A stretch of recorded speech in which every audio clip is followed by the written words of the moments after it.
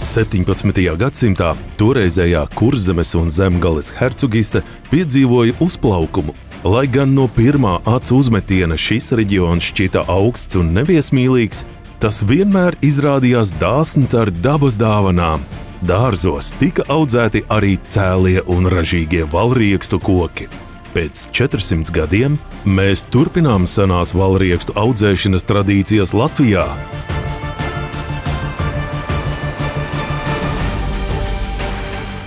Valriekstu koks tiek raksturots kā viens no visnoderīgākajiem augiem pasaulē. Valriekstam piemīt pasaulē unikāla minerālu un uzturvielu bagātība. Tas stiprina un atjauno vairogdziedzeru darbību un stiprina imūnsistēmu, dziedina sirdi un uzlabo smadzeņu kognitīvās funkcijas.